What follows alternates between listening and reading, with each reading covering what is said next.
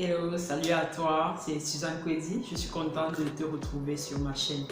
Avant, j'aimerais te souhaiter une très bonne fête, une bonne célébration de l'amour. Et je te souhaite de célébrer l'amour en toi, de t'aimer suffisamment, de te dire merci pour l'amour que tu portes pour toi-même, de célébrer l'amour chez toi, auprès de tes parents, tes frères et sœurs, ton époux, ton fiancé, et de célébrer l'amour autour de toi, au travail, avec tes collègues, ton patron. C'est très important de dire aux personnes qu'on les aime pendant qu'ils sont encore vivants.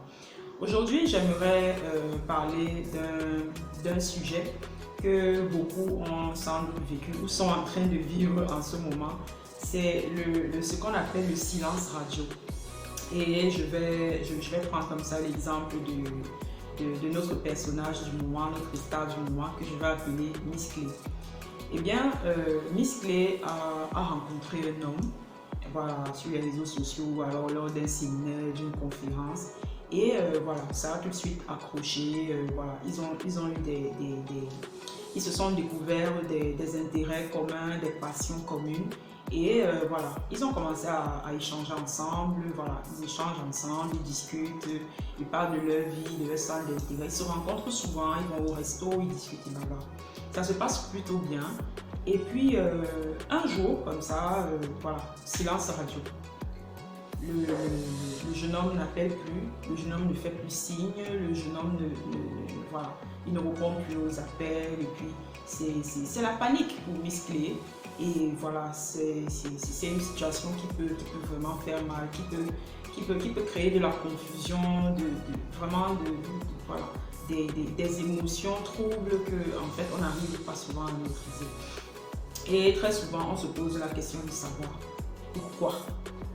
Eh bien, pour avoir traversé quand même plusieurs ratours, plusieurs silences radio, j'ai pris un peu du recul et je me suis posé la question pourquoi il y a certains hommes qui se comportent de cette façon, pourquoi certaines femmes se comportent de cette façon. La première raison que j'ai constatée, c'est que la personne s'en fout. La personne s'en fout tout simplement.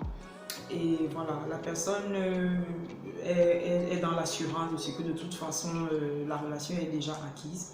Vous êtes acquise et puis voilà, qui répond, qui ne répond pas, de toute façon vous allez le relancer et puis voilà, ça a toujours été comme ça.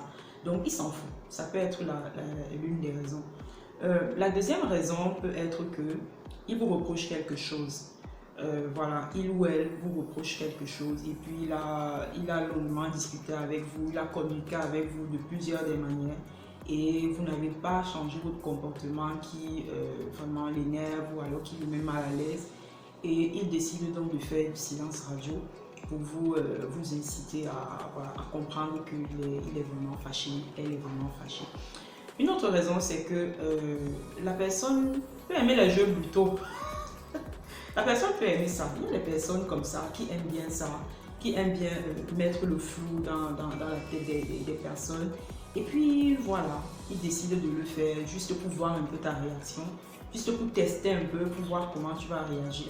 Pour te manipuler, pour te mettre dans une situation embarrassante où tu es en mode needy, tu vas toujours venir vers lui, courir après lui et tout. Il y a des personnes qui aiment ça.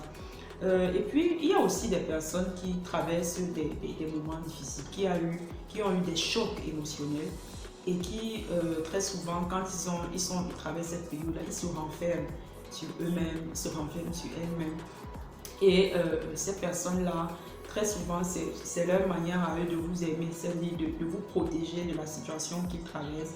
Et voilà, ils ont souvent besoin de prendre du recul, de rester à eux-mêmes et de traverser cette situation. Il y a des personnes comme ça qui ne savent pas se dévoiler, qui ne savent pas communiquer ou partager quand ils traversent des moments difficiles. Il y a des personnes comme ça. Et puis voilà. Donc quand cela arrive, ou quand voilà, cette situation arrive, alors si vous êtes en train de traverser cette situation-là, ce qu'il faut comprendre premièrement, c'est que ce n'est pas vous que la personne rejette, c'est la relation que la personne rejette. Parce que très souvent, quand on vit cette situation, quand on la traverse, on a tendance un peu à se victimiser, à se poser les questions de savoir qu'est-ce qu'on a fait, qu'est-ce qu'on a mal fait, quel est le mot qu'on a prononcé qui a fait mal, quelle est l'attitude qu'on a eue, quels sont les vêtements qu'on a portés, peut-être que ça ne l'a pas plu. Voilà, on se pose un tas de questions, on se remet en question, on se victime, on se dit oui, c'est de ma faute, oui, c'est parce que je ne suis pas assez belle, c'est parce que je ne suis pas assez bien. C'est peut-être pour ça qui s'est mis de côté, qui fait ce silence radio. Ça, voilà, il faut comprendre que ce n'est pas la relation. C'est vrai, c'est difficile, mais ce n'est pas vous qu'on rejette. C'est pas parce qu'on vous a rejeté que vous êtes moins que les. Non, c'est la relation que la personne rejette. Une autre chose qu'il faut comprendre, c'est qu'il y a des personnes qui sont blessées. Il y a des personnes blessées qui s'ignorent très souvent ou alors qui vivent dans le déni. Et les personnes blessées, très souvent, blessent les autres de manière inconsciente ou consciente. Il faut le comprendre. Parce qu'une personne normale, une personne équilibrée ne peut pas se comporter comme ça de manière délibérée. Voilà, on ne fait pas mal de manière volontaire à quelqu'un. Voilà, on est dans une relation, on chemine ensemble, ou alors on est fiancés, ou alors voilà, c'est la prédote et autres. Et comme ça, du coup, on coupe la communication. On sait que ça fera mal à l'autre. On sait que ça rendra l'autre confus et que la personne ne comprendra pas. Une personne normale, très souvent, voilà, on fait pas mal d'expériments. Voilà, ce sont souvent des personnes blessées. Alors, ce que je vous suggère de faire, et que je fais aussi dans ces situations-là, c'est que la première chose, c'est de vraiment résister comme on peut à la tentation d'appeler toute la famille, tous ses amis, sa mère, son père, s'enflammer, de dire voilà, ça fait longtemps qu'on n'a pas de ces nouvelles. C'est vraiment l'appeler 100 fois, laisser 1000 messages. Voilà, la conséquence, c'est que ça fera peut-être fuir la personne. Ou alors, si on est dans une situation où la personne aime bien les jeux plutôt, ça va le conforter davantage dans sa position et puis il continuera de le faire. Voilà, c'est la première tentation, c'est la première chose qu'on a envie de faire, d'appeler. Or, ce n'est pas la bonne chose à faire, il vaut mieux résister à la tentation. Et la deuxième chose, c'est de se faire une raison. C'est de se dire que voilà, peut-être que la personne traverse une situation difficile, peut-être que la personne a besoin de prendre du recul, peut-être que la personne se sent beaucoup trop vulnérable à nos côtés et la personne a vraiment besoin de prendre du recul. Il vaut mieux se faire une raison parce que très souvent, quand ces choses-là arrivent, on a tendance à voir le mal, à se créer des scénarios négatifs et la conséquence, c'est quoi? Eh bien, ça nous fait mal à nous-mêmes. Voilà, c'est nous qui sommes stressés. C'est nous qui n'arrivons pas à dormir parce qu'on se pose un tas de questions, on imagine des scénarios vraiment très négatifs. Une autre chose, c'est de se recentrer sur soi. C'est de se dire que c'est une bonne occasion pour se recentrer sur soi, pour reprendre ces projets là où on s'était arrêté parce que voilà, quand la relation est belle, on a tendance un peu à mettre de côté les projets qu'on a fait ou alors à ralentir un peu la cadence. C'est de prendre soin de nous, c'est de se dire, voilà, je profite de cette occasion pour prendre soin de moi, pour revisiter mes projets que j'avais mis sur le placard, pour retravailler sur moi, me refaire une santé, voilà, prendre soin de moi, aller au spa, voilà, faire un tas de choses, revoir ses amis, passer du temps avec ses amis, les personnes qu'on aime. Et puis, c'est aussi l'occasion de prendre de la distance. Voilà, quand vous allez vers un mur, le mieux c'est de reculer, de prendre la distance et puis de voir comment les choses vont évoluer. Et puis voilà, si vous êtes conscient que la personne, il ou elle vous reproche quelque chose, c'est le moment peut-être de prendre du recul et de voir un peu voilà, comment vous revoir, comment vous remettre en question et comment vous pouvez faire pour améliorer votre comportement. Et puis il y a aussi une chose, c'est que très souvent, les personnes dans cette situation-là reviennent.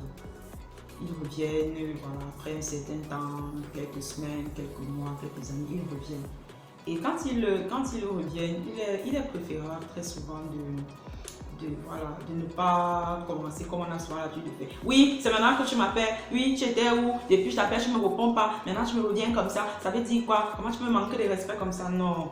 Ça, voilà, on sera tenté de le faire ou de bouder ou de voilà. Mais moi, je me dis que voilà, si la personne revient, puisque vous êtes bien, vous êtes équilibré, voilà, vous savez que c'est pas de votre faute, c'est pas vous qui l'avez rejeté cette relation, ben voilà. Vous prenez le temps que vous voulez, après vous le recevez, vous répondez à ses messages, tranquille, et vous attendez que c'est lui qui parle de la situation, que c'est lui qui revient. Très souvent, les personnes ils vont s'excuser, ils vont expliquer, donner une explication, dire voilà, je traversais X, Y chose, je m'excuse, je te demande pardon et autres, et voilà. Donc c'est mieux de laisser la personne lui-même venir à vous et vous parler de la situation. Et puis après, c'est vous qui voyez, hein, vous observez, vous faites en mode Colombo, vous vérifiez si vous pouvez. Et puis voilà, vous voyez, vous observez, vous prenez le temps. Voilà, parce que voilà, il y a des personnes bien, il y a des personnes pas bien qui vont profiter de l'occasion pour vous manipuler un peu. Et voilà, prenez le temps et observez, prenez le temps de voir si ce qu'il dit a du sens pour vous. Et puis après, vous voyez. Ensuite, c'est important quand on a traversé cette période-là. Je ne parle pas, bien entendu, de ceux pour lesquels on vous reproche quelque chose et que vous vous êtes rendu compte, vous avez demandé pardon, vous êtes amendé, vous avez fait des efforts pour que la relation marche. Dans l'autre cas, dans les autres cas que je vous ai cités plus haut, voilà, prenez un temps de recul et priez là-dessus et décidez par la suite si vous allez continuer la relation, si vous allez continuer de cheminer ensemble ou pas. Surtout, prenez la décision qui vous donne la paix du cœur. Prenez la décision qui vous convient. Prenez la décision qui est bien pour vous. C'est pour ça que c'est important d'être équilibré à l'intérieur. Pour ne pas prendre des décisions juste parce qu'on se sent seul. Bon, c'est le 14 février, voilà, on va un peu appeler l'ex pour voir s'il est encore disponible et tout.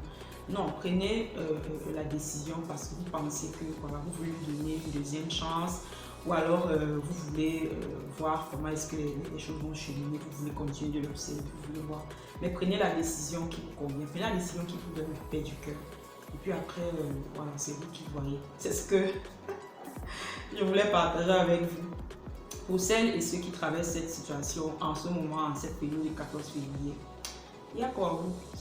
Je sais que c'est pas facile, mais voilà. Voilà les astuces que je vous donne qui peut vous permettre de mieux gérer cette situation. Et puis, comme je dis toujours, chaque épreuve a deux issues. Chaque épreuve qu'on vit, qu'on traverse, a deux issues. Soit elle va nous paralyser, soit elle va nous catalyser et va nous permettre de transformer cette situation difficile en une période qu'on va rendre productive pour nous, en prenant soin de nous davantage, en faisant nos projets, en réalisant des exploits, en faisant des choses extraordinaires pour nous, avec les personnes qui nous sont proches. Donc voilà ce que je voulais partager avec vous. Et on se dit à très bientôt pour une prochaine vidéo. N'oubliez pas surtout de vous abonner et de partager cette vidéo. Allez, à très bientôt et bonne fête à vous.